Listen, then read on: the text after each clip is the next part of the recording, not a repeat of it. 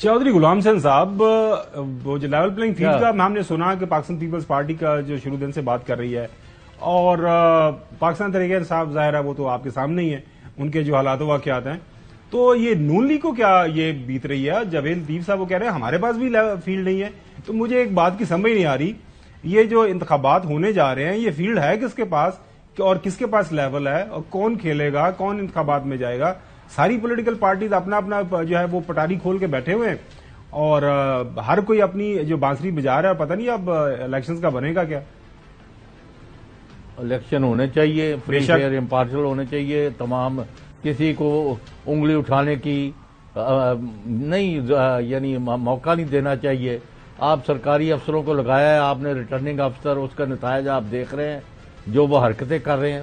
جج پھر بھی اپنا کسی نہ کسی جگہ قائد و قانون، آئین قانون اور یعنی اس کے مطابق چلتے ہیں، یعنی یہ نہیں کہ بھی وہ سارے فرشتے ہیں، لیکن اس سے بہتر ہوتا۔ لیکن جو زیادتی ہو رہی ہے اس کا کسی طرح دیکھیں، جو ہے نا، اگر آپ نے ایک ہی رٹ لگانی ہے تو میں کہوں گا کہ پھر آپ نے ایک شخص کی جان لینے کی کوشش کی، اس میں خاور گمن کے گاؤں سے چند کلومیٹر دور یہ واقعہ ہوا ہے۔ وہ اللہ کے حکم سے موجزانہ اگر بچ گیا اس میں سے، پھر آپ نے دوسری جگہ، پھر تیسری جگگہ، اس کا 9 مئی سے کوئی تعلق نہیں تھا، یہ اس سے کئی دن پہلے ان کا گھر اندر بلڈوز کیا گیا، کئی ہزار وہاں شیل اور گولیاں برسائی گئیں۔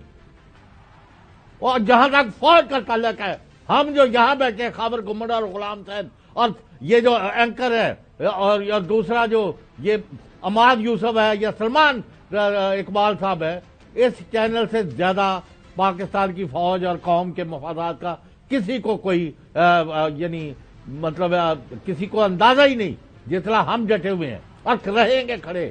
یہ کرائے کے چٹو جو ہیں ان کے ہم نہ ان کی باتوں میں آتے ہیں، نہ ان کی باتوں کو کوئی اہمیت دیتے ہیں۔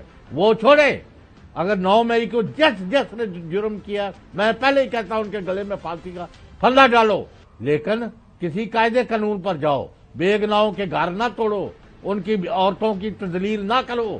یہ کل کو یہی پانی جو ہے آپ کے گھر کی طرف ہی آئے گا، نمبر 1۔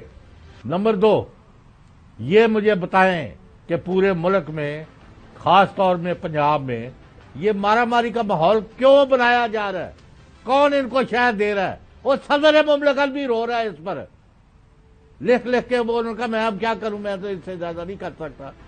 آپ پتہ نہیں کس چیز کو جسٹیفائی کر رہے ہیں۔ صدر پاکستان واقعی ظاہر ہے لا الہ الا اللہ محمد رسول اللہ۔ اگر کوئی نواز شریف، مریم نواز، حمزہ شہباز اور شہباز شریف کے خلاف اس طرح کی دھاندلی، ان کے ساتھ زیادتیاں کرے گا، میں پہلا شخص ہوں گا جو میں ان کا مطلب کسی قیمت پر بھی ان کے ساتھ نہیں ہوں، لیکن میں جا کے ان کے لیے لڑوں گا۔